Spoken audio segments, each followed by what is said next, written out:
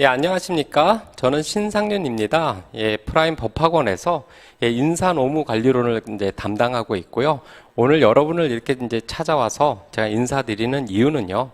복잡한 어떤 인적 자원 관리에 관한 이론에 관해서 이야기를 드리려고 하는 것이 아니라 여러분이 공부하는 데 있어서 어떠한 이제 공부 방법을 가지고 공부하는 것이 좋을까라는 내용과 함께, 그리고 저는 어떻게 강의를 진행을 할 거고, 그리고 어떤 교재를 사용해서 강의를 진행할 건지에 관해서 이제 말씀을 드리고, 그리고 앞으로 여러분이 인적 자원 관리에 관해서, 인사 노무 관리론에 관해서 이제 공부를 하게 될 때, 어떠한 내용으로 그 책이 구성되어 있고 어떠한 내용을 여러분이 공부하게 될지 그 전체적인 구조에 대해서 이제 말씀을 드리고자 오늘 찾아뵙습니다. 첫 번째로 이제 여러분한테 말씀을 드리려고 하는 것은 이제 2차 시험의 구성을 보게 되면요. 첫 번째로 노동법, 행정쟁송법, 그리고 세 번째로 인사노무관리론이라고 해서 이렇게 이제 정해진 과목이 있고요. 그리고 이제 선택 과목으로 가져가게 되는데, 이 갈래를 크게 보면 첫 번째로 죄송합니다. 안 써져서. 이제 첫 번째로 이제 법학이다라는 부분이 있고요. 그리고 두 번째 갈래로 경영학이다라는 갈래가 있게 됩니다. 요 내용을 굳이 여러분한테 말씀드리는 이유 중에 하나가, 경영학이 가지는 어떤 학문적 특징이 있기 때문에 그렇습니다. 법학하고는 틀리게, 사실 저는 법학은 잘 모릅니다. 그런데 그 경영학이다라는 것은요, 어떤 이론들이 있다라고 한다면 그 이론들의 내용이 틀려지지 않는다라고 한다면 거기에 대한 표현의 방식들이 학자마다 다 다르게 나타날 수가 있습니다. 그렇기 때문에 법학을 공부하던 그 마인드로 경영학을 공부하게 되게 된다면 많이 헷갈릴 수가 있어요. 그러니까 좀 더 유연한 마음을 가지고 경영학을 접근하면 좋겠다. 왜냐? 어떤 표준화된 형태로서 법학 같은 건 법전이다라는 어떤 기준이 될 수 있는 것이 있는데, 반면에 경영학은 그런 법전처럼 기준이 될 수 있는 경영학 어떤 전이 있진 않습니다. 그래서 여러분이 공부할 때 좀 더 유연한 마음으로 경영학을 공부를 했으면 좋겠다라고 말씀을 드릴 수가 있고요. 그리고 두 번째로 말씀드리고자 하는 내용은요, 인사노무관리론이다라는 것은요, 경영학의 한 부분으로서 발전되어진 학문이다라고 말씀드릴 수가 있습니다. 경영학이다라는 것은 제한된 자원을 가지고 조직의 목표에 맞게 최적 배분하는 그 의사결정 시스템에 관한 전반적인 내용들을 사용하는 것이 경영학이고요. 거기에 학문적 체계로 이제 덧붙여진 것이 경영학이다라고 말씀드릴 수가 있고요.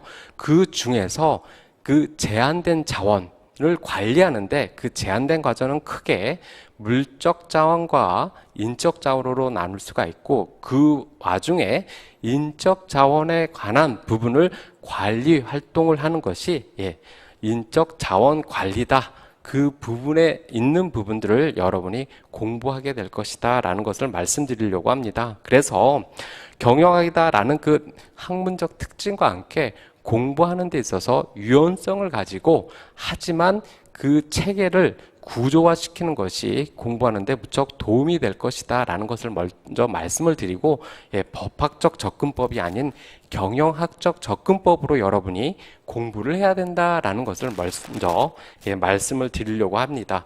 그리고 두 번째로 여러분한테 이제 말씀을 드리려고 하는 것은, 앞으로 공부하는 데 있어서 여러분의 어떤 질문 사항이 있을 수도 있고요. 그 외에도 여러 가지 이제 질문 사항이 있다라고 했을 때 여러분과 저와 어떤 컨택 포인트가 필요하게 되죠. 서로 의사소통을 할 수 있는 그 컨택 포인트를 만들기 위해서 제가 여러분한테 메일을 알려드리려고 합니다. 공부를 하는 데 있어서 필요한 어떤 질문사항뿐만 아니라 그 이외에 여러 가지 사항에 대해서 여러분들이 질문할 게 있다라고 한다면 이 메일을 활용을 해서 저에게 질문을 하시면 빠른 시일 내에 그 질문에 대한 답변을 드리도록 하겠습니다. 그리고 이제 두 번째로 말씀드릴 것은요, 이제 교재에 관한 부분인데요. 저는 교재를 신인적 자원관리 4판 김영재 교수님 외에 2명이 쓴 대학 교재를 활용을 하려고 합니다. 이 대학 교재가 가지는 이제 장점과 단점이 있을 수가 있죠. 장점이다라고 하는 것은 그 대학 교재를 쓰는 그 저자들이 그 안에서 자신들의 그 논리를 가지고서 내용들을 풀어가게 됩니다. 그래서 어떤 학문을 공부하는 데 있어서 기초적인 지식을 쌓고 거기에 대한 어떤 구조를 잡아가는 데 있어서 무척 대학 교재는 도움이 된다라고 생각하기 때문에 대학 교재를 제가 선택을 했습니다. 반면에 이제 수험서 같은 경우에는요, 방대한 내용을 시험에 나올 수 있는 모든 내용을 다 이제 백과사전식으로 이제 기술되어 있죠. 그래서 모든 내용을 다 공부를 할 수 있다라는 장점이 있지만 제 생각에는 공부를 처음 시작하는 인적 자원 관리에 대한 공부를 처음 시작하는 여러분에게는 어떤 백과사전식 지식보다는 필요한 지식들을 이해를 하고 그 안에서 논리 구조를 세워가는 것이 중요하다라고 생각을 했기 때문에 대학 교재를 제가 선택을 했고요. 그와 함께 제가 강의하려고 하는 그 강의 방식은요, PPT를 활용을 해서 강의를 진행을 하려고 합니다. 그 이유인 즉슨 이제 어떤 분들은 이제 필기를 좋아하시는 분들이 있을 수도 있고요. 어떤 분들은 이제 귀찮아하시는 분들도 있는데 제가 PPT를 활용하는 그 장점 중에 하나가 많은 필기를 하지 않다 하더라도 중요한 내용은 책에 있는 그 중요한 내용을 요약해서 PPT에 제가 올려놓게 됩니다. 그러면 거기에서 필요한 부분들을 여러분이 뭐 하면 돼요? 강의를 들으면서 디벨로핑 시키면 되죠. 즉 그거 자체가 나중에 여러분이 아주 이제 급하게 될 때, 시간이 없을 때 활용할 수 있는 서브노트로서의 기능을 이제 기능으로 작용할 수 있기 때문에 제가 이제 PPT를 활용해서 이제 강의를 진행을 할 거고요. 아까 말씀드렸던 것처럼 대학 교재에서 이제 어좀 누락된 부분이 있을 수도 있어요. 그런데 그 누락된 부분에 있어서 이거는 여러분한테 꼭 필요한 것이다 라고 생각되는 부분이 있다고 한다면 그 PPT 내용에 그 내용을 덧붙여서 여러분한테 이제 강의를 진행을 하려고 합니다. 그래서 제 강의는요, 토요일 날 2시서부터 5시 반까지 진행을 할 거고요. 그리고 강의 방식은요, 탑다운 방식으로 해서 전체적인 여러분이 구조를 잡을 수 있도록 강의를 진행을 하고 그 안에서 필요한 그 내용들을 이해할 수 있고 또 자연스럽게 습득할 수 있도록 강의를 진행을 하려고 합니다. 자, 그래서 전체적인 이제 수업 진행은요, 크게 두 갈래로서 제가 진행을 하려고 합니다. 첫 번째로 기본 이론 부분이 있고요. 두 번째로 실전 연습 부분이 있습니다. 기본 이론 있는 부분에서는 GS 연기와 이제 GS 1기에서 이제 강의를 진행을 할 건데, 여기에서의 강의 스타일은 뭐를 중심으로 이론을 여러분이 습득할 수 있도록 하는데 중점을 둠으로써 강의를 진행을 할 거기 때문에 GS 연기와 GS 1기의 주는 강의가 제가 진행하는 그 강의가 주가 될 것입니다. 근데 GS1 연기에서는요, 강의뿐만 아니라 이제 바로 어떤 연습을 하는 것보다도 여러분이, 그러니까 어떤 시험에 대한 그 연습을 하는 것보다도 여러분이 그 기본적인 이론들을 습득하는 것이 중요하다라고 생각을 했기 때문에 GS 연기에서는 강의를 진행을 하고 그 강의가 끝난다라고 하면 정말 그 지식들을 여러분이 익히고 있느냐라는 그 간단한 퀴즈로서 확인하는 방식으로 강의를 진행을 할 거고요. 그리고 나서 GS 1기에서는 어느 정도 그 강의를 여러분이 한번 들었죠? 그 들은 강의에 대해서 기본적인 지식이 습득되어 있다라는 그 가정 안에서 강의를 진행을 하면서 이제는 뭐로 이야기를 할 거냐면 진도별 모의고사를 진행을 하려고 합니다. 진도별 모의고사다라고 했을 때 전체적인 부분들을 여러분이 함께 물어보는 것이 아니라 강의를 진행하면 그 파트에 맞는 하나의 모의고사. 근데 거기서 이제 사용하게 되는 그 모의고사는 이제 100점 만점으로 진행을 하지는 않고요. 한 25점 정도로 해서 여러분이 정말 이제 그 내용들을 이해하고 서술할 수 있는지라는 것들을 확인해 가면서 이제 기본 이론들에 대한 강의를 이제 마치려고 하고요. 그리고 나서 실전 연습에 가서는 GS 2기에서 모의고사를 하는데 이 모의고사도 전체에 있는 부분을 활용하는 것이 아니라 다시금 내가 익힌 그 내용들을 확인하면서 문제를 풀어갈 수 있도록 해서 진도별 모의고사를 진행을 하려고 합니다. 여기서 진도별 모의고사는 여기서 한 25점 정도에 대한 배점으로 진행을 했다고 한다면 여기서 바로 100점으로 가는 게 아니라 한 75점 정도로 해서 각각 모의고사를 보고 그 모의고사에 대한 강평과 함께 뭐를 또 같이 진행을 하려고 하냐면 요약 강의를 같이 진행을 하려고 합니다. 그렇게 요약 강의를 같이 진행하는 이유 중에 하나가 공부를 했다라고 하더라도 공부한 내용들이 조금 부족한 부분이 있을 수가 있고요. 때로는 잘못 이해하고 있는 부분이 있을 수도 있기 때문에 다시 요약 강의를 통해서 그 부분들을 확인할 수 있도록 진행을 하려고 하고요. 마지막에 이제 정말 시험을 위해서 진행하는 GS3기에서는 모의고사를 보는데 그 모의고사가 실전 문제하고 거의 비슷하고 유사할 수 있게끔 실전 문제를 내서 한 100점 정도로 똑같죠. 100점 정도로 점 범위에서 모의고사를 진행하고 거기에 대한 강평으로 전체적인 강의 스케줄을 짜고 있다라고 기억을 하시면 될 것 같습니다.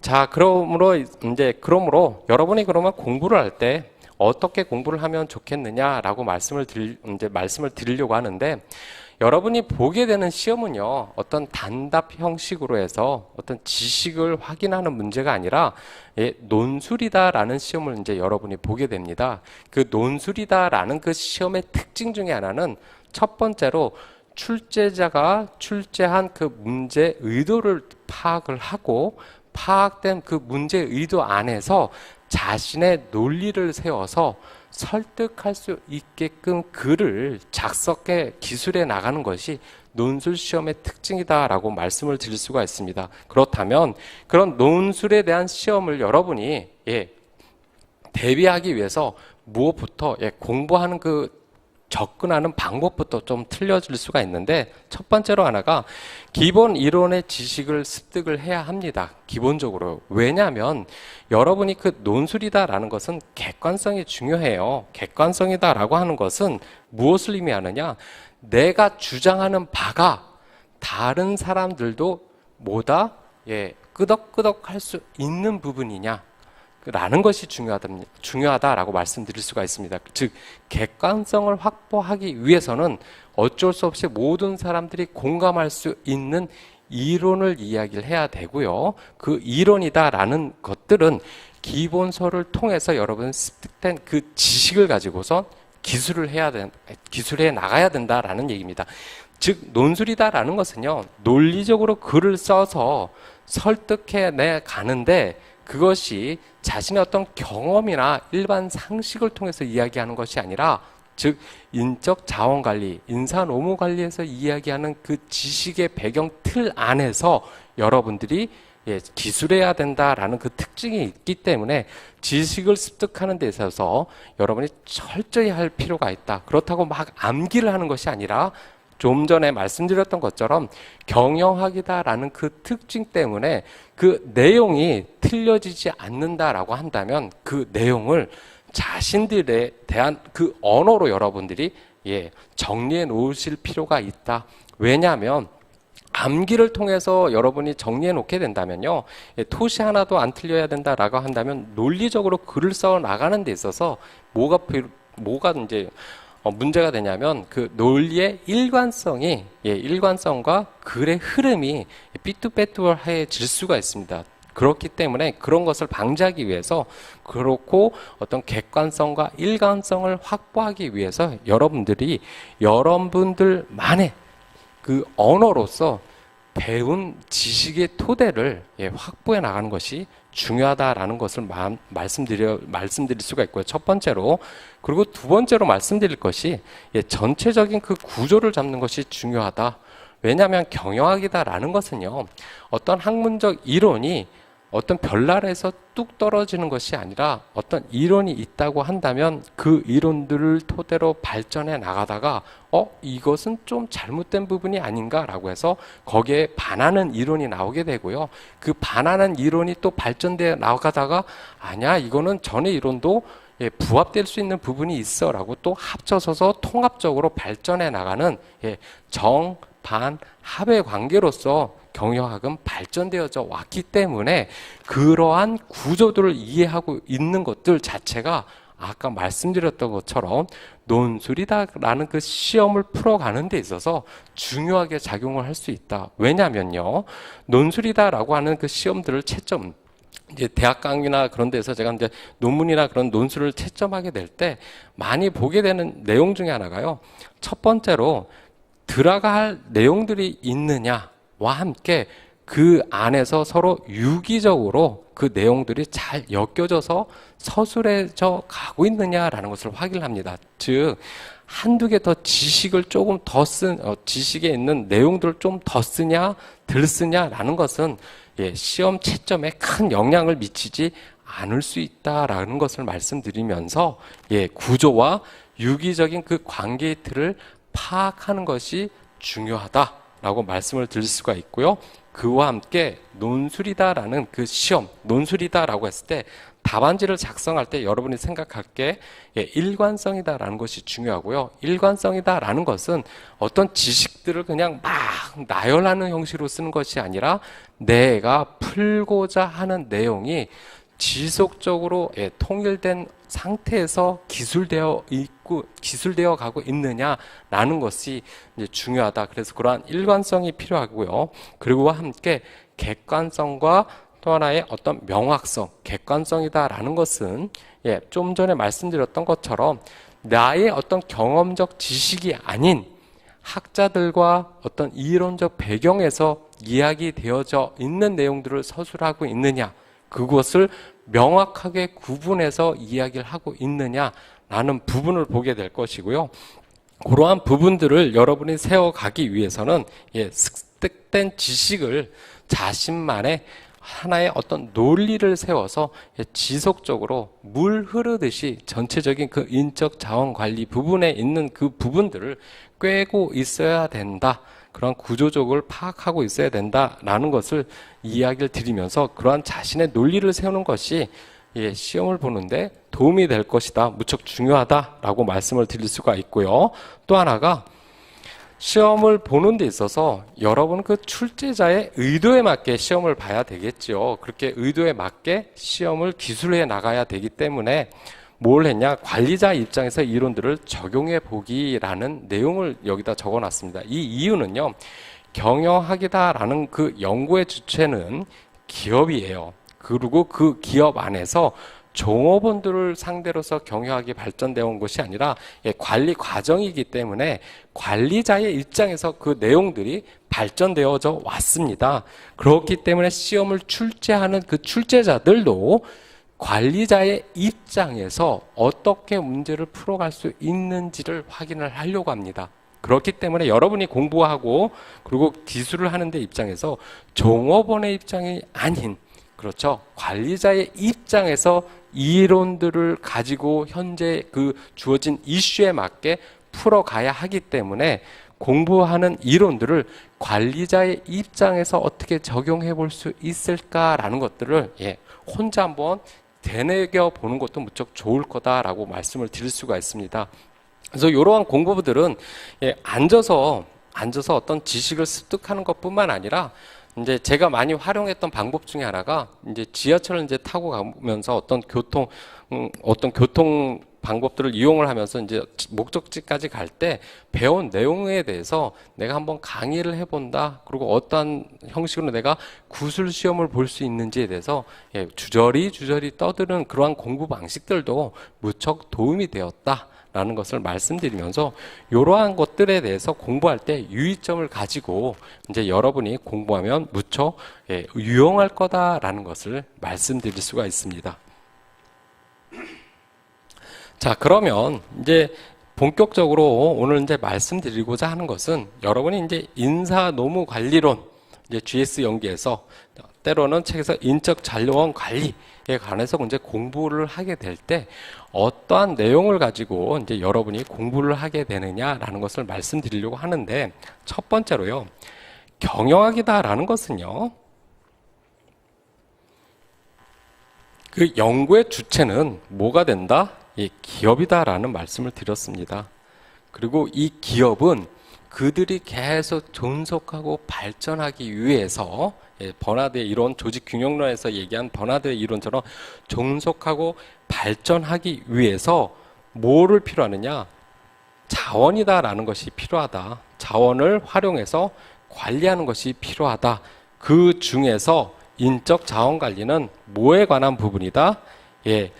사람에 관한 부분들에 대해서 관리하는 것을 얘기를 한다. 그렇다면 이 사람도 경영학에서 얘기하는 경영 시스템에 있어서 인풋이 있을 거고요. 그리고 프로세스가 있고요. 이제 아웃풋이 있었을 때 인풋이다라고 하면 그 필요한 자원들을 어떻게 받아들이냐라는 부분들이 있을 수가 있겠죠. 그래서 그 인적 자원에 대한 선발, 그리고 계획, 그런 부분들을 이야기를 해볼 수가 있겠죠. 반면에 그렇게 받아들여진 자원들을 뭘 해야 돼요? 잘 활용할 수 있게끔 개발시키고 보유해야 되겠죠. 그래서 프로세스 부분에 있는 개발과 보유에 대한 부분들을 이야기를 할 거고요. 그리고 이제 결국에는 그 안에 있는 그 조직 구성원들이 때로는 계속 오래 남아 있을 수도 있지만, 때로는 뭐 할 수도 있어요. 다른 곳으로 옮길 수 있지요. 그래서 그렇게 산출 부분에 있는 이직이다라는 그 부분에 있어서 큰 틀로서 인적 자원 관리가 구성되어 있다라고 말씀을 드릴 수가 있죠. 자, 그러면 요를 좀 더 이제 자세하게 여러분하고 이야기를 하게 된다면, 이제 인적 자원의 이제 조달이다라는 부분이 있습니다. 조달이다라는 것은요, 좀 전에 말씀드렸던 것처럼 버나드가 얘기한 그 조직 균형론에서 조직, 즉 기업이 원하는 궁극적인 목적이다라는 것은 존속하고 발전한다라고 이야기를 드렸습니다. 그런데 그 조직이다라는 그 실체는 존재하는 것이 아니라 각각의 구성원들을 통해서 조직이다라는 그 실체를 구성하기 시작을 할 때 그 구성원들을 뭐 하느냐, 어떻게 구성하게 되느냐라고 이야기하게 되는 그 부분이 우리가 조달에 있는 부분이다라고 말씀을 드릴 수가 있습니다. 즉, 일을 시키기 위해서 첫 번째로 활용하는 것이 어떠한 사람들이 필요하느냐, 그렇기 때문에 그 사람들이 필요한 부분에 있어서 직무들을 어떻게 관리하느냐라는 부분이 있는 직무 관리에 관해서 이제 이야기를 드리게 될 거고요. 두 번째로는 인적 자원 계획이다. 그 직무가 결정됐다고 한다면 거기에 필요한 사람들을 어떻게 내가 확보할 수 있느냐라는 것을 얘기하는 그 인적 자원 계획이 있다라고 한다면, 그 계획이 세워졌으면 직접 그 확보하기 위한 행동들이 필요하게 되겠죠. 그 부분을 이야기하는 것이 모집과 선발 부분에서 이야기를 하게 됩니다. 그 두 번째로, 이렇게 인적 자원이 조달되었다라고 한다면 그 인적 자원을 이제는 뭐 해야 돼요? 아까 프로세스 개념에서 개발시키고 더 잘 활용할 수 있는 방법으로 나아가게 되겠지요. 그것이 인적 자원의 개발이다라고 말씀을 드릴 수가 있고요. 이 개발에는 교육 훈련과 경력 개발, 이 두 큰 굴지에서 이제 여러분한테 말씀을 드리려고 합니다. 그래서 교육 훈련 같은 경우에는 이제 그 단기적 관점에서 이제 접근을 하게 될 것이고요. 경력 개발 같은 경우에는 좀 장기적 관점에서 여러분한테 접근을 해서 이제 이야기를 드리려고 합니다.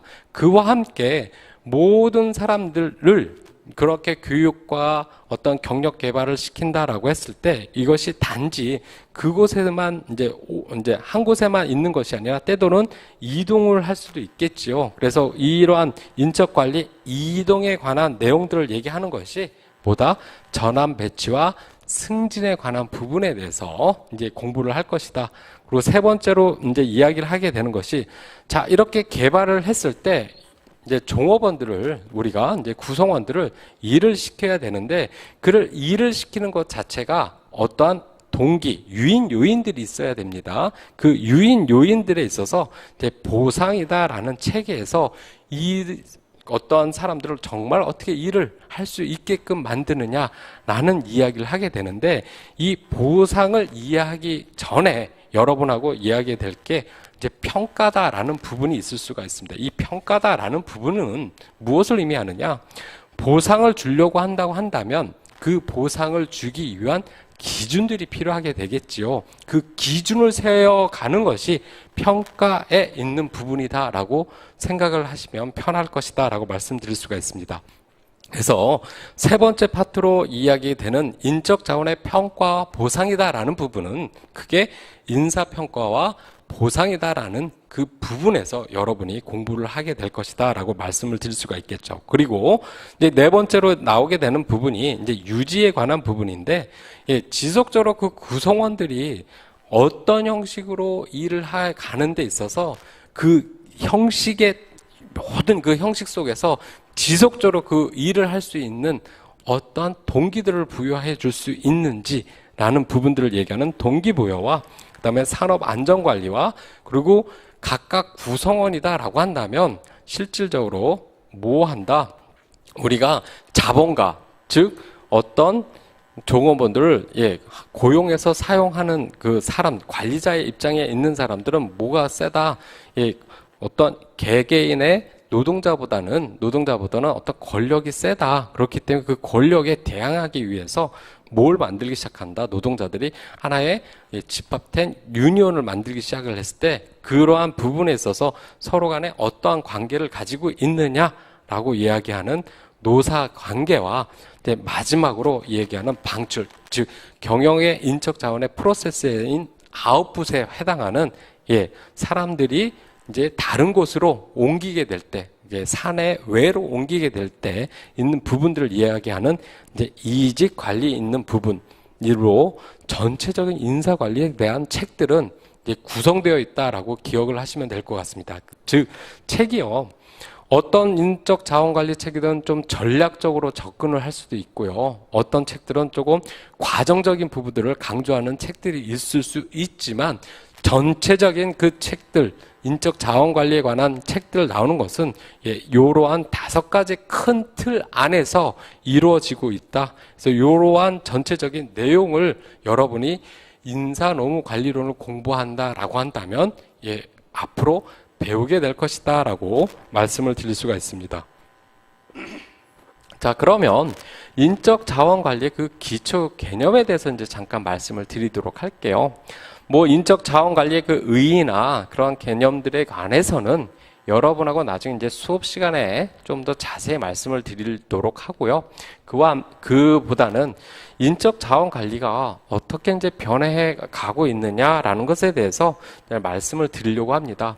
그래서 그 관점적 변화다라는 것은요, 가장 이제 많이 사용되어 있는 그 이론 중에 하나가 맥그리거의 X 이론과 Y 이론에 대한 이제 사람을 바라보는 관점을 많이 사용을 하게 됩니다. 즉 사람을 기계적인 사람으로 보느냐 아니면 유기적인 사람으로 보느냐, 즉 정통적 관점에서 시작한 경영학은 인간이다라는 부분을 유기적인 면으로 본 것이 아니라 기계론적 관점으로 이제 보고선 시작을 했고, 현대 경영학으로 오면서 하나의 인간을 인간으로서 접근하자라는 그 유기적 관점으로 들어가기 시작을 했는데, 그와 맞물려서 인적 자원 관리도 인사 노무 관리도 경영학의 한 부분이기 때문에 그러한 경영학의 발전 흐름을 따르게 되겠죠. 그래서 X 이론의 관점에서 Y 이론의 관점으로 인적 자원 관리, 인사 노무 관리도 변화되고 있다. 그래서 첫 번째로는 이제 인간을 어떤 기계적으로 봤기 때문에 이제 반응적 관리다. 어떤 문제가 나타나게 되면 그 문제를 사후 처리하는 방향으로 바라보게 된 반응적 관리에서 이제 선행적 관리다. 점점, 그쵸? 문제될 것들을 모아놓는다. 왜냐하면 인간이 직접적으로 모든 기업 구성원에서 그 인간이 일을 하기 때문에 그 인간에 대한 문제가 생기게 되면 그것을 처리하는 데 있어서 비용이 더 많이 들더라. 그 시간이 더 많이 들더라. 그렇기 때문에 나타나게 되는 그 문제들을 먼저 모아자, 사전에 통제하자, 그리고 그것을 막자라는 의미로서 들어가는 선행적 관리에 대해서 이제 이야기를 하게 될 거고요. 그와 함께 이론적 관리, 하나의 기계론적 인간이다라고 한다면요, 관리하는 데 있어서 복잡하지가 않죠. 왜냐? 기계론적인 관점이기 때문에 필요한 것들만 조금 맞춰주고 그것을 관리하게 된다고 한다면 큰 문제가 없을 것이다 라고 생각했던 관점에서 이제는 다원적 관점으로서 접근해야 된다 라고 나타나기 시작을 했고요.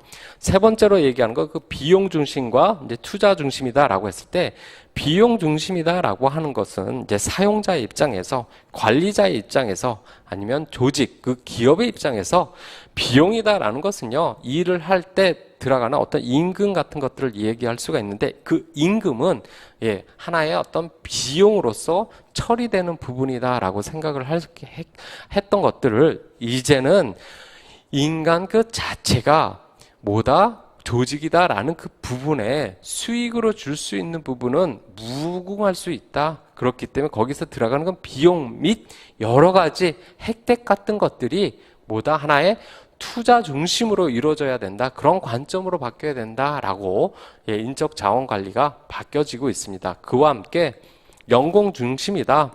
왜냐?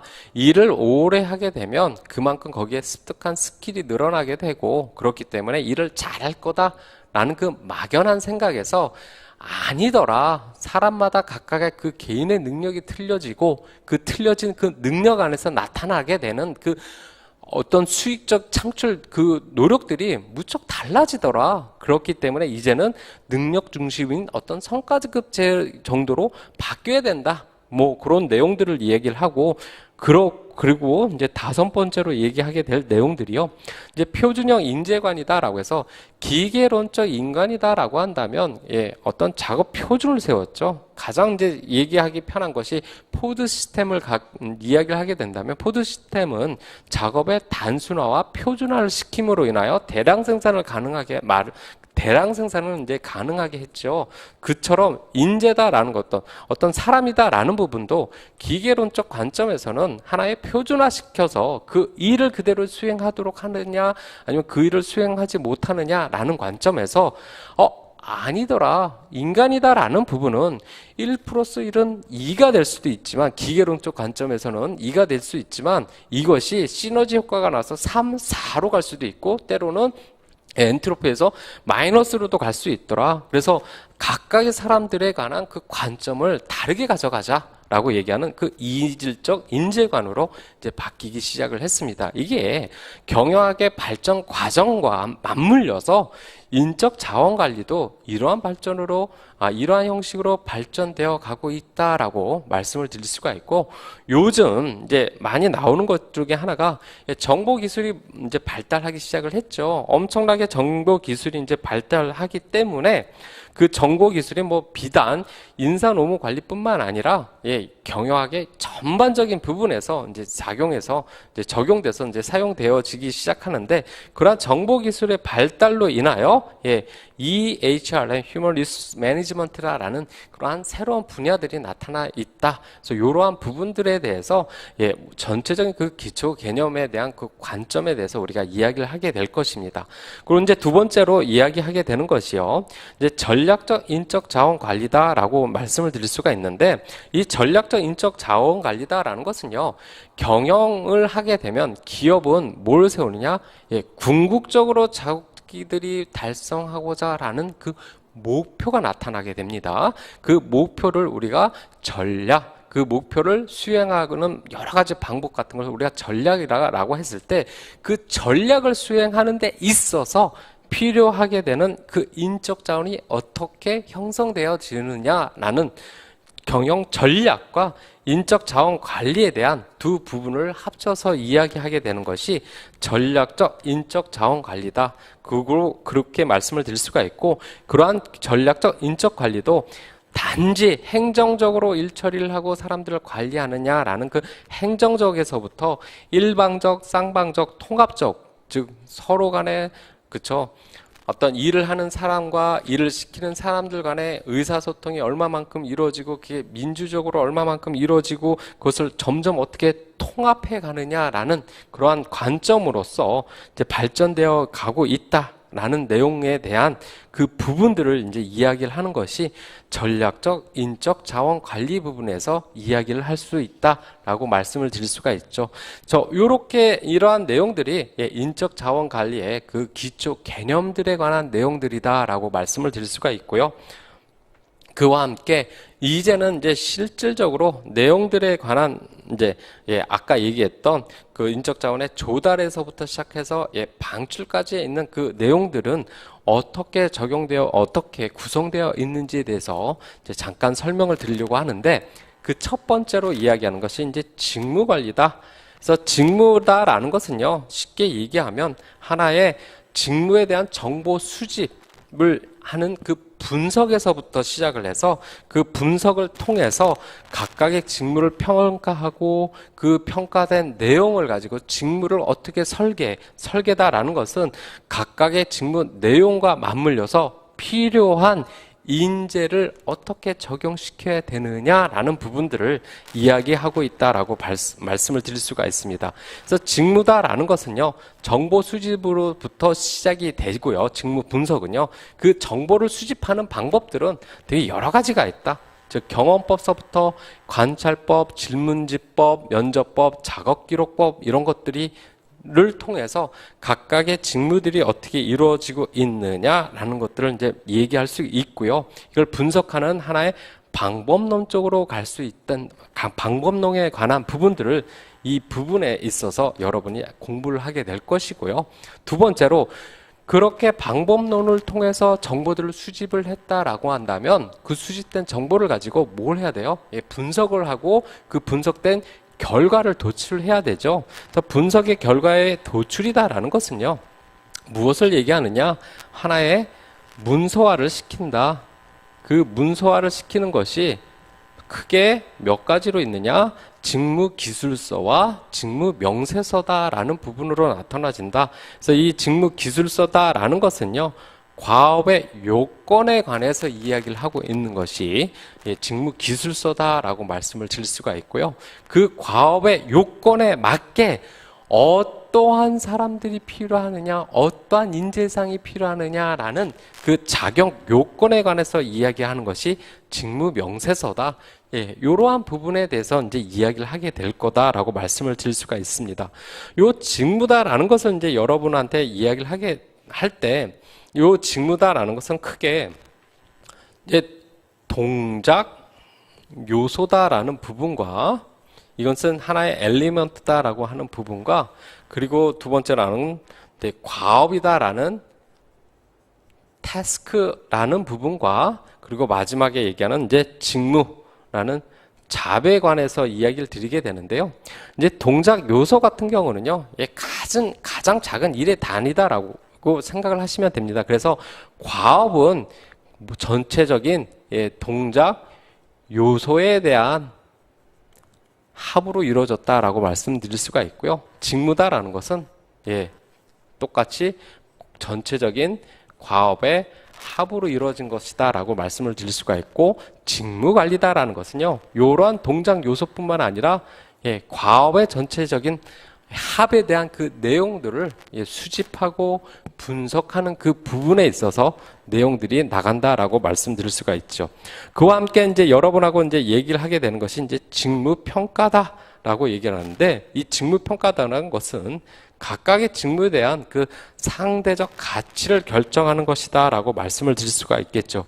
이렇게 상대적 가치를 결정하는 이유 중에 하나는 궁극적으로 나중에 보상을 결정하기 위해서, 보상이다라고 하는 것은 사람들로 하여금 일의 요인으로서 작용하게 되는 그 보상을 결정하게 되는 거기에 기본적인 내용으로서 이제 직무평가가 사용하게 된다.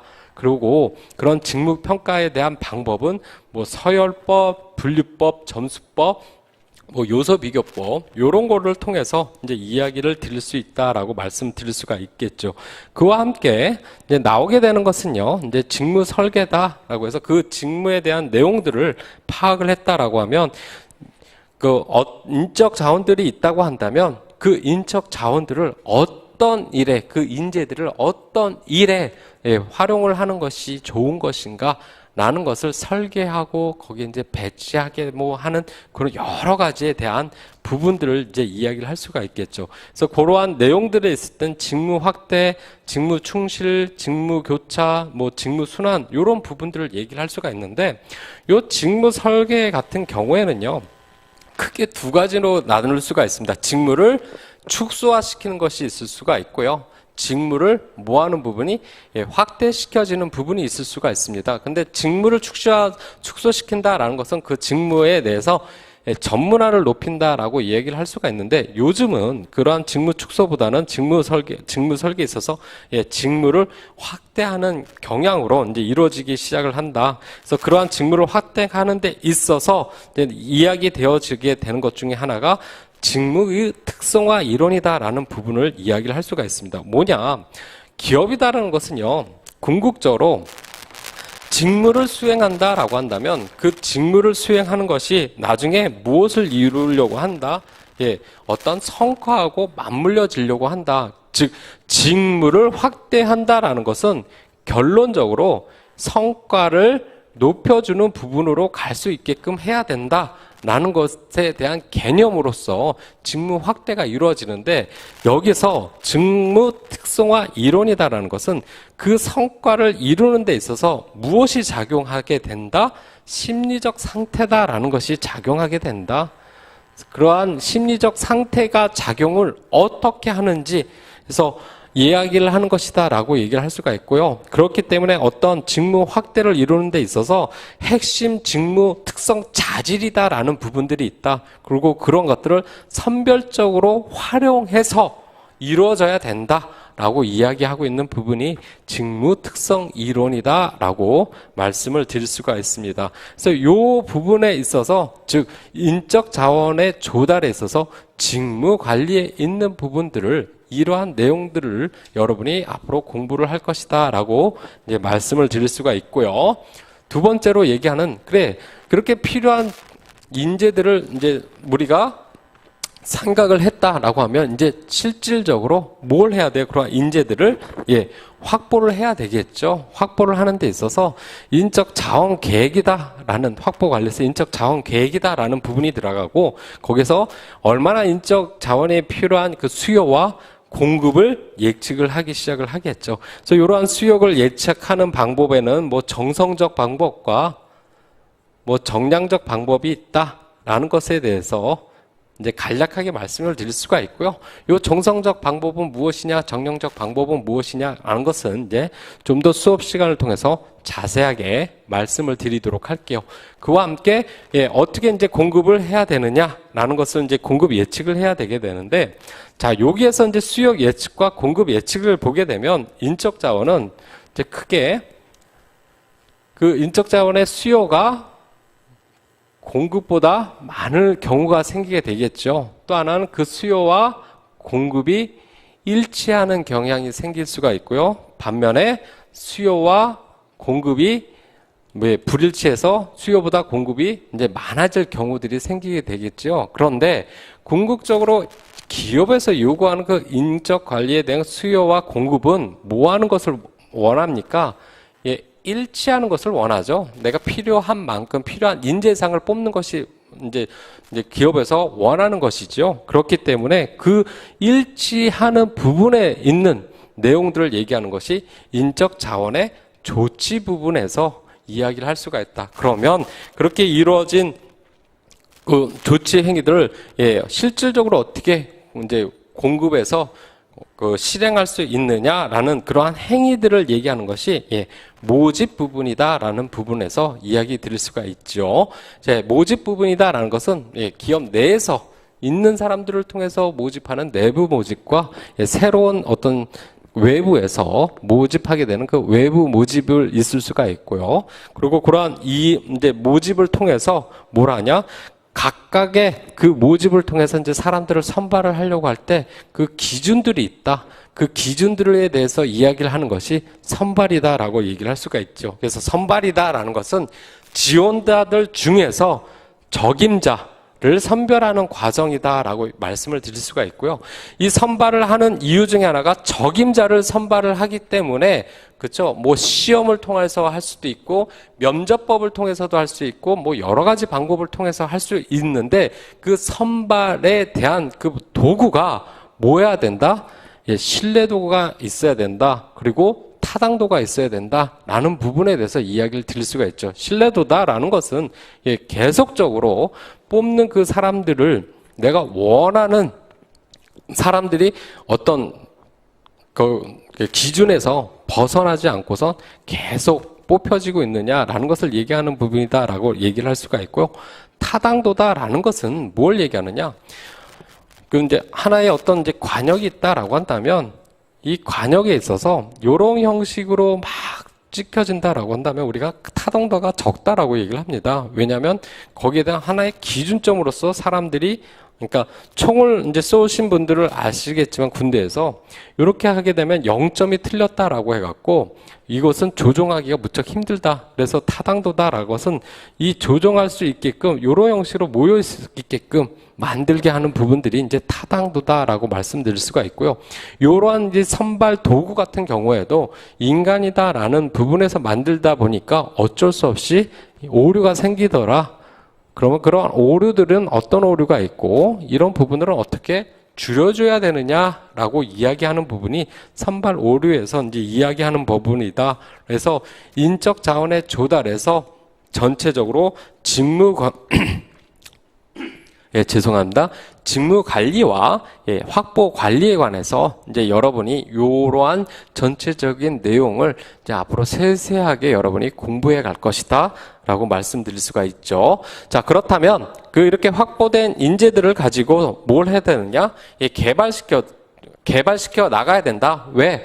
조직 균형론, 즉 버나드가 이야기를 한다라고 한 부분에 있어서 기업은 계속적으로 발전하고 존속해 나가야 된다라고 했을 때 발전하고 존속해 나가는 그 중요한 역할을 담당하는 것이 이 사람이다라고 얘기를 했기 때문에 발전시키는 것이 개인을 발전시키게 된다면 그 개인이 합쳐진 조직이다라는 부분도 궁극적으로 뭐 하게 된다?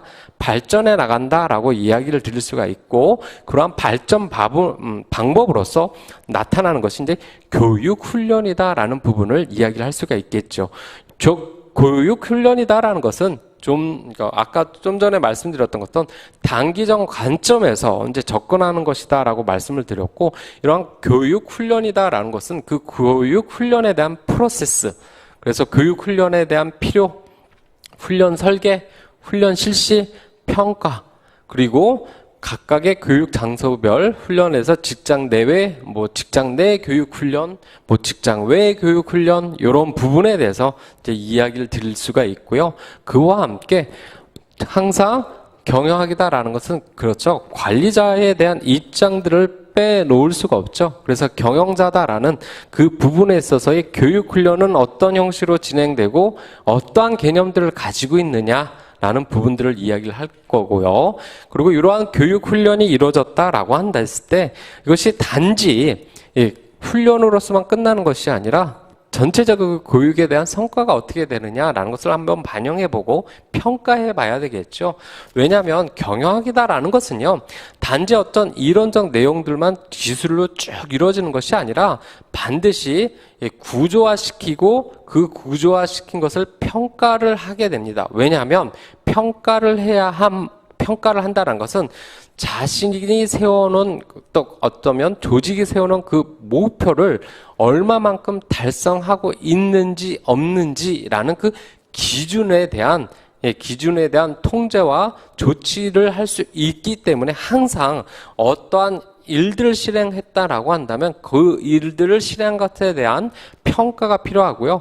교육도 그와 마찬가지로 실행했다라고 한다면 거기에 대한 평가 모형이 나타나게 되고요. 그 평가 모형은 크게 반응, 학습, 행동, 성과라는 부분에 대해서 나누어서 이제 이야기를 해볼 수 있다. 그래서 교육 훈련이다라는 것에 대해서 여러분이 공부하게 될 때는 전체적인 이러한 내용을 통해서 여러분이 공부를 하게 될 것이고요. 교육 훈련이다라는 것은 무슨 관점에서? 단기적 관점에서 여러분이 접근을 하게 된다라고 말씀드릴 수가 있죠. 자, 그리고 나서 이제 인적 자원 개발에서 두 번째로는 장기적 접근 방법에 있어서 이제 경력 개발이다라고 얘기를 할 수가 있고요. 경력 개발에 대해 있었을 때 크게 경력 개발의 과정과 그리고 경력 단계다라는 이 두 부분에 대해서 이제 이야기를 할 수 있습니다. 즉, 장기적 계획에서 인적 관리를 관리하는 여러 가지 그 활용에 대한 부분들을 경력 계획에서 말씀드릴 수가 있고요. 경력 개발 과정이다라는 것은 그 활용하는 데 있어서 전체적인 계획, 그리고 그 경력을 어떤 형식으로 이끌어 가야 되는지라는 그 경로에 대한 것과 경로 목표에 대한 부분들을 이야기하고 거기에 대한 내용적인 또 이론적인 부분들을 여러분하고 같이 이제 공부를 하게 될 것이고요. 그리고 나서 경력 단계다라는 것은 탐색 단계, 뭐 확립 단계, 유지 단계, 뭐 쇠퇴 단계, 뭐 여러 형식으로 이루어지고 있다. 뭐 이런 내용들에 대해서도 이제 수업 시간에 이제 여러분하고 이제 좀 더 자세히 이야기를 하도록 하겠죠. 그와 함께 이제 개발에서 있어서 이제 나타나게 준 게 하나가 이제 전환 배치다라는 것이 있고요. 이 전환 배치와 함께 맞물려서 얘기할 수 있는 것이 이제 승진이다라는 것을 이야기해 볼 수가 있습니다. 즉, 사람들이 뭐 하게 되느냐? 구성원들이 이동하는 것을 얘기를 하는데 그 이동이 수평적으로 이동하느냐? 아니면 수직적으로 이동하느냐라는 그 구분으로 나누어진 것이 전환 배치와 승진이다. 전환 배치다라는 것은 동일 수준의 다른 직무로 수평적으로 이동하는 것을 얘기를 하고요. 승진이다라는 것은 조직 내에 위로 올라가게 되는 수직적 상승 이동을 얘기를 하게 되겠죠. 그래서 이러한 전환 배치다라는 것은 그냥 이루어지는 것이 아니라 그 원칙들이 있더라. 적재적소 적시의 원칙이다라는 것이 있고 인재 육성의 원칙, 균형의 원칙, 이런 원칙에 따라서 사람들을 수평적으로 이동시켜서 배치한다라고 말씀드릴 수가 있고요. 그러한 유형에는 생산 및 판매 변화에 의한 전환 배치가 있고 그 다음에 거기에서는 전환 배치, 고정적 전환 배치, 뭐 교대 근무, 순환 근무, 뭐 이러한 부분으로서 전환 배치들이 이루어지고 있다라는 그 내용들에 대해서 이제 공부를 하게 될 것입니다. 그리고 그 전환 배치와 맞물려서 이제 하게 되는 부분이 이제 승진이다라는 부분을 이야기를 할 수가 있고요. 요 승진이다라는 것은 수직적 상향 이동이다라는 부분들을 이야기를 해볼 수가 있고요. 그렇기 때문에 그 승진이다라는 것은 이제 보상 체계도 올라가기 시작을 하겠죠. 그래서 그러한 보상 체계에 대한 이제 승진을 위해서 하게 될 때 뭐 연공주의와 뭐 능력주의다 뭐 이런 부분에 대한 그 내용적 이론적 배경들에 대해서 이제 여러분들이 공부하게 될 것이고요.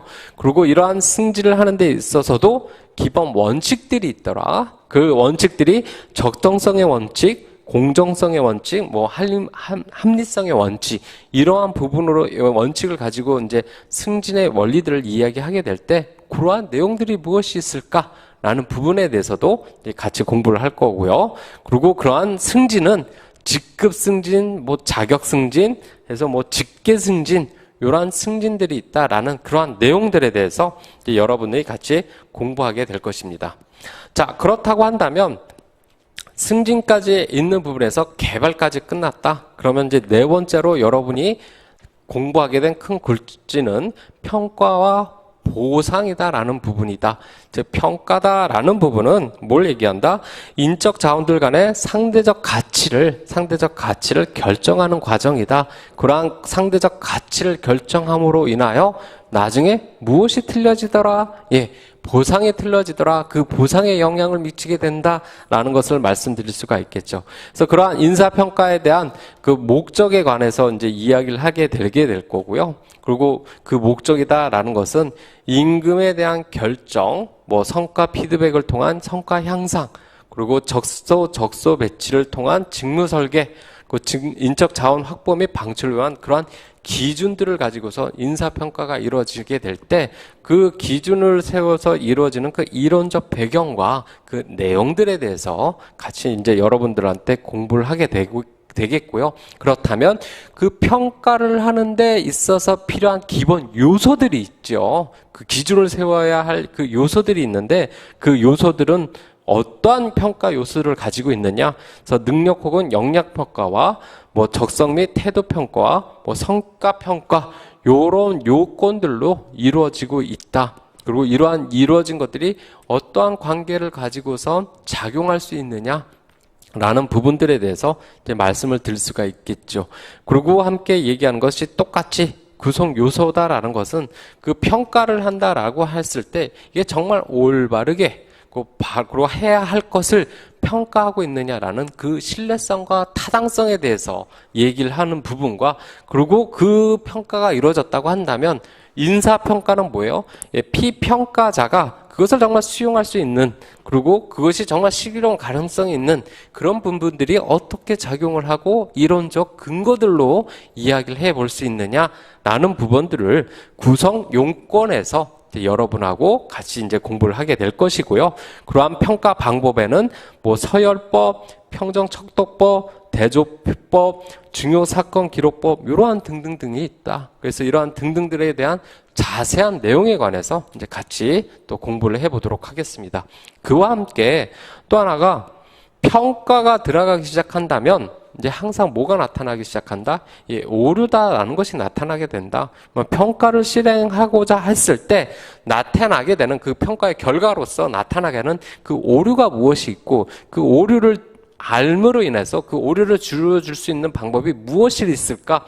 이제라는 것들을 이제 생각해 볼 수가 있는데요. 그래서 인사평가의 오류는 그러한 오류적인 부분들이 어떤 것들이 있느냐. 그래서 그 오류에 관해서 뭐 연공 오류, 귀인 오류, 2차 평가자의 오류, 뭐러한 오류에 관해서 이제 여러분들하고 같이 이야기를 하면서 거기에 대한 해결 방안들은 또 어떤 것들이 있을까라는 것들에 대해서도 같이 이야기를 한번 해볼 수가 있죠.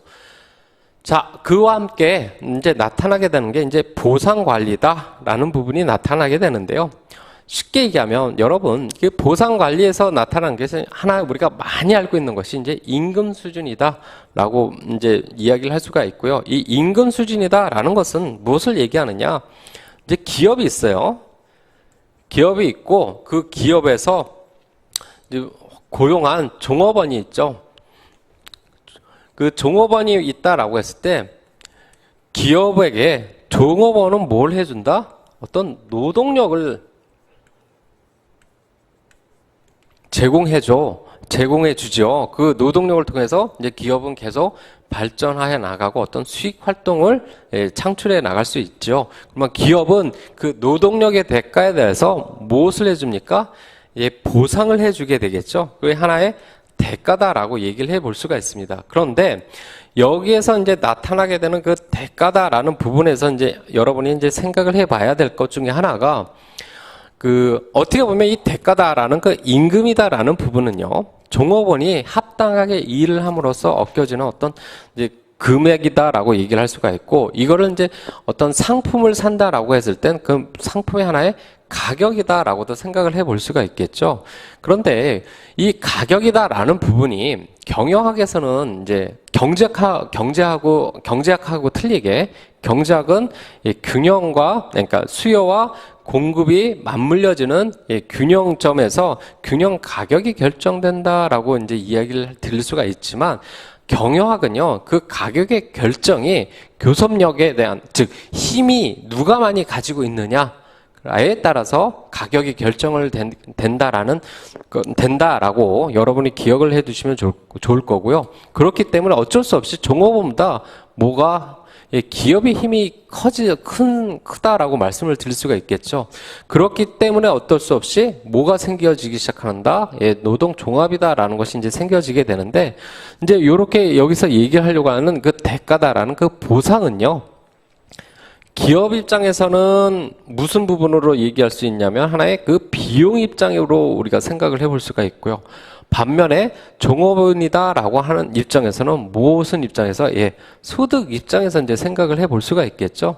그런데 기업 입장에서는 될 수 있으면 비용을 모으려고 하는 경향이 크다. 줄이려고 하는 경향이 크겠죠. 될 수 있으면 비용을 줄여줄 수 있는 부분이 무엇이 있을까라고 생각을 해볼 수가 있겠고요. 반면에 종업원의 입장에서는 뭐다 소득을 어떻게 하면 늘릴 수 있을까라는 것들을 생각을 해볼 수가 있겠죠. 그러한 서로 갈등 관계 속에서 이루어지는 것들, 즉 보상이 어떻게 결정되느냐라는 것들을 얘기를 하게 되는 부분이 즉 보상 관리다라는 부분에서 여러분이 이제 공부하게 되는 가장 큰 굴지다라고 생각을 할 수가 있고요. 그렇기 때문에 이 보상 관리에서 나와지게 되는 내용들 중에 하나가 임금 수준이다라는 부분이 나타나고요. 그 임금 수준이다라는 부분에 있어서 평균 임금의 크기다라고 해서 기업의 지불 능력, 뭐 종업원의 생계비, 뭐 최저 임금제, 뭐 요런 부분들이 있다라고 얘기를 할 수가 있고요. 그와 함께 임금 체계다라고 해서 그 임금 체계는 뭐 직무에 따라서 연공에 따라서 아니면 성과에 따라서 다 달라지는데 이것이 비단 개인뿐만 아니라 집단 기업 성과에 따라서도 각각의 성과급이 이제 틀려질 수 있다라는 대한 내용들에 대해서 여기서 이제 이야기되어지고 있고요. 뭐 개인 성과급이다라는 것에 있는 그 기준들이 뭐 생산량, 뭐 시간 기준, 뭐 집단 성과급이다라는 부분에서 카이저, 플랜치스텐, 스켈론, 뭐 러커 플랜, 뭐 이런 부분이 있다. 이런 부분에 있어서 이제 여러분이 어떤 의미를 가지고 있고 어떤 이론적 배경들로 이루어져 있는지에 대해서 이제 앞으로 이제 같이 공부해 볼 것이다라고 얘기해 볼 수가 있고요. 그와 함께 요새 이제 많이 나와지게 되는 내용 중에 하나가 이제 복리후생이죠. 하나의 어떤 간접비적 형격으로서 적용되어지고 있는, 즉 임금에는 포함되어 있지 않지만 뭐 한다? 사람들이 어떤 기업에서 일을 하는데 큰 유인 요인으로서 작용하는 부분들이 있는 그 복리후생 부분에 대해서도 이제 여러분하고 이제 이야기를 한번 해보도록 하겠습니다. 자, 그렇게 보상 관리가 끝났다라고 하면 인적 자원의 유지 및 이제 방출이 이제 들어가게 되는데요. 거기에서 이제 가장 많이 이야기되어지게 되는 부분 중에 하나가 이제 동기부여다. 라는 부분들을 이야기를 하게 됩니다. 이 동기부여에 관한 내용들은요, 경영조직론에서도 이야기를 하게 될 것이고요. 그리고 경영조직론하고 비슷하게 된 이제 경영학 과목인 조직행동론이다라는 부분에서도 이제 많이 이야기를 하게 될 부분이고요. 그와 함께 인적 자원 관리 부분에서도 사람들을 일을 하게끔 하는 그 행동의 원천이 무엇이 있느냐라는 것을 따져보기 때문에 이런 동기부여에 대한 내용들도 우리가 인적 자원 관리에 있어서 이제 이야기를 하게 될 것입니다. 그와 함께 산업재해다라고 해서 근로자의 입장에서 발생하는 요인과 기업의 입장에서 발생하게 되는 그러한 산업재해에 있어서는 어떠한 부분들이 있는지 라는 것에 대해서 이제 여러분하고 이야기를 하게 될 것이고요. 그리고 이제 두 번째로 요 노사관계 같은 부분들은 이야기해야 될 텐데 아무래도 요 노사관계 그러니까 인사노무관리론이라서 요 부분들에 대해서들은 조금 이제 더 중요도가 높다라고도 말씀을 드릴 수가 있는데 쉽게 얘기하면 노사관계다라는 것은요 노동자와 이제 사용자 사이에 이제 관계를 이야기를 하게 됩니다. 그래서 노사라는 그 어떤 노동조합이 이제 생겨지게 되는 이유는 그 쉽게 얘기하면 종업원이다라는 부분이 있는 사람들이 힘이 없기 때문에 하나의 어떤 집합체를 만들어서 힘 있는 기업의 이제 관리자나 아니면 사용자나 뭐 그런 사람들에게 이제 대항하기 위해서 만들어 놓은 관계를 얘기를 하고요. 이런 노사 관계에 있어서의 각각의 이제 이중성이 있더라. 항상 대립만 하는 것이 아니라 때로는 협력도 했다가 때로는 자신들의 이익을 위해서 대립도 하게 된다라는 그러한 이중성들에 관해서 이야기를 하게 되겠죠. 그래서 협조와 협조 관계이기도 하고 때로는 대립 관계이다라고도 얘기를 하고요. 그 노사다라는 부분에 있는 각각의 종업원들은 각각 개인이 원하는 부분이 있는 개별 관계이기도 하면서도 때로는 집단을 이루어서 이루어졌기 때문에 집단 관계다라는 부분들도 있을 수가 있고요. 경제 관계, 즉 노사에 있는 갈등이 가장 많이 이제 나타나게 되는 것이 이제 임금 형성에 관한 부분들이 많이 나타나고 있죠. 우리 뉴스를 보게 되면 그런 경제 관계뿐만 아니라 하나의 어떤 사회적 관계로서도 우리가 이해를 해볼 수가 있고요. 때로는 종속 관계이면서도 때로는 이제 대등 관계, 이러한 노사 관계 이중성들에 대해서도 이제 여러분들이 같이 공부를 하게 될 것입니다. 자, 그러한 노사 관계다라는 부분에 있어서 이제 여러분이 공부해야 될 것이 이제 하나의 발전 과정에 대해서 이제 이야기를 하게 될 것이고요. 그러한 전체적인 발전 과정은 뭐 전제적 노사 관계에서 뭐 온전적 노사 관계, 뭐 완화적 노사 관계, 민주적 노사 관계, 뭐 이런 형식으로 이루어질 것이다. 즉, 기업과 각각의 노동조합과의 그 관계들이 어떻게 발전되어 있느냐. 다시 얘기하면 힘이 있던 게 기업 측에서 이제는 점점 그렇죠 하나의 노동조합에 있는 부분하고 이제 대등적으로 가게 되고 그것이 이제 하나의 민주적인 관계로 흘러가고 있다라는 것들에 대한 발전 과정에 대해서 이제 이야기를 하게 될 것이고요. 그 의미를 가지게 되는 데 있어서 흔히들 우리가 생각하는데 노동조합이 이루어지는 것이 무엇이냐? 즉 사용자, 즉 기업은 우리가 흔히들 강자다라는 관점을 가지고 있고 거기에서 이제 사용자에 있는 노동자는 사용을 받는 노동자는 하나의 이제 약자다라는 관점으로 이제 들어갈 수가 있죠. 그랬을 때 그 노동조합이 그 약자를 위해서 약자들이 힘을 취해서 이루어진다라고 했을 때 그 이루어진 그 노동조합이 갖게 되는 그 역할들이 무엇이 있느냐라는 것에 대해서 이제 이야기를 하게 됩니다. 그래서 뭐 경제적 요건들이 있고 경제적 기능이 있다. 쉽게 하면 좀 전에 아까 보선관리에서 얘기했던 것처럼 기업은 될 수 있으면 뭐다? 임금을 줄이는 쪽으로 가고 싶고 반면에 개인은 소득을 높이는 쪽으로 갈 수 있더라. 그러니까 그러한 대립관계를 이루고 거기에 대한 각자의 의견을 반영해서 그 각자의 원하는 만족을 이끌 수 있는 욕구를 충족시켜 줄 수 있게끔 가는 하나의 경제적 기능이 있다라고 얘기를 할 수가 있고 반면에 또 하나의 공제적 기능이다라고 하는 즉 각각의 노동조합은 뭘 이루어진다? 서로 이제 각각의 개인들이 이루어졌고 그 개인들이 서로 상호 보완적으로 그리고 상부상조하는 쪽으로 이루어지는 그러한 공제적 기능. 또 하나 좀 전에 말씀했던 것처럼 노동조합이다라는 것은 임금 협정에 있어서 이제는 어디에서도 국가에서도 그것을 이제 관여하기 시작을 하죠. 그 관여하는 데 있어서 정치적으로 어떤 기능들을 수행하느냐라는 그런 부분을 얘기하는 노동조합의 특징들에 대해서 이야기를 해볼 것이고요. 그리고 그러한 노동조합은 어떠한 제도로서 있느냐 해서 샵 제도다라고 해서 그 사용자와 노동조합 간의 어떤 관계에 관해서 이야기한 뭐 오픈 클로즈 유니언, 메인테넌스 샵 같은 이러한 부분들로서 이제 이야기를 드릴 수가 있고 각각에 있어서 뭘 얘기하느냐 또 단체 교섭이다라는 부분에 대해서 이야기를 해볼 수가 있겠죠. 그러니까 다시 얘기하면 단체 교섭이다라는 것은요, 이제 노동조합이 있고요. 노동조합이 있고, 이 노동조합은 어떤 사용자 집단, 즉 기업이다라는 사용자 집단하고 항상 그렇죠. 서로가 원하는 것이 틀려질 수 있죠. 그래서 그러한 원하는 것을 이뤄가기 위한 어떤 합의를 찾아가기 시작을 하는데 그 합의가 때로는 일치해서 오케이라고 이루어질 수도 있지만 때로는 그렇죠. 합의가 이루어지지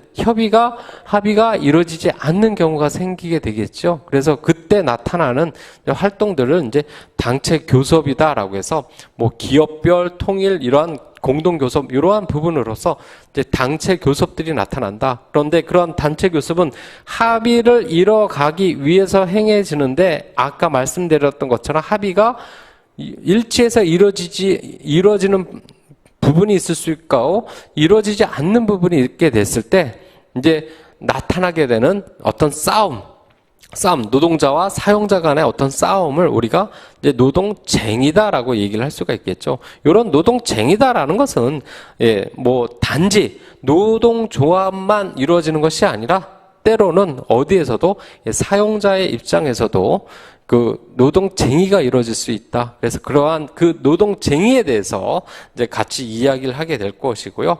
그리고 이러한 뭐 노동쟁의 같은 경우에서 노동조합이 행해지는 뭐 노동쟁의의 가장 많이 하는 것은 이제 태업 같은 걸 얘기할 수가 있겠죠.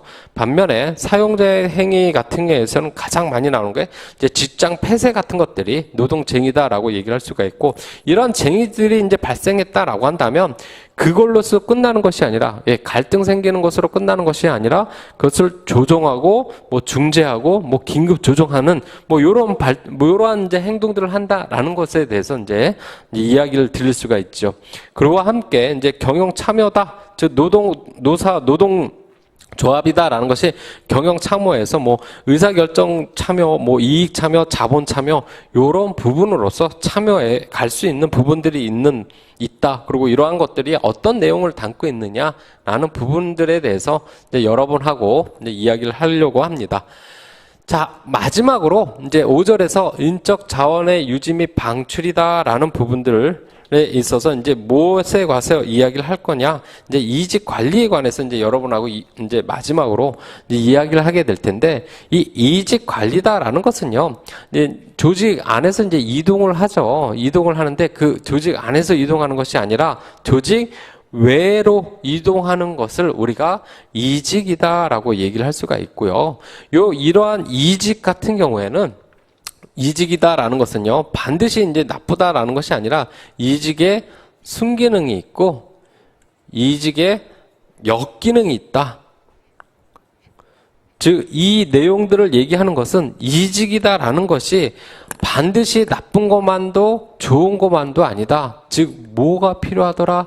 하나의 적정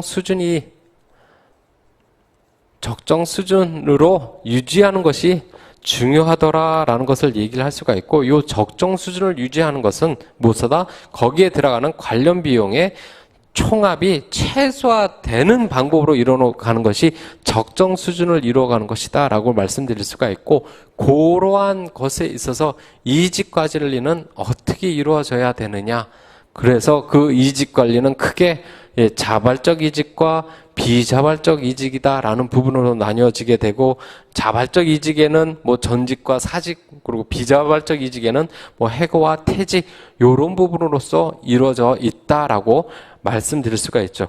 그래서 이 부분까지가 여러분이 앞으로 이제 공부하게 될 인적 자원 관리의 전체적인 구조다라고 말씀을 드릴 수가 있죠. 그래서 오늘 여러분을 찾아볼 것은 제가 말씀드린 것은요, 첫 번째로 경영학 안에서 인적 자원 관리, 인사 노무 관리 등으로 공부하게 될 때 법학하고는 좀 다른 관점으로서 경영학을 공부했으면 좋겠다라는 말씀과 함께 공부할 때 어떠한 부분을 유념해서 공부를 했으면 좋겠느냐라는 부분들을 말씀을 드렸고요. 두 번째로 제가 사용하게 될 교재와 그리고 각각의 진행 방식은, 강의 진행 방식은 어떠한 형식으로 이루어질 것인지에 대해서 이제 간단히 말씀을 드렸고요. 세 번째로는 앞으로 여러분을 제가 인적 자원 관리, 인사 노무 관리론을 가지고선 이제 강의를 하게 될 때, 즉 여러분이 공부하게 된 그 인사 노무 관리론이 어떠한 부분으로 이루어지고 있는지라는 그 전체적인 틀에 대해서 여러분하고 간단하게 그 구조에 관해서 이야기를 해보고, 그 내용들이 어떤 내용들이 있는지에 관해서 간단하게 한번 이야기해 봤습니다. 자, 오늘 제가 준비한 것은 여기까지고요. 이것을 듣느라고 수고 많으셨습니다. 감사합니다.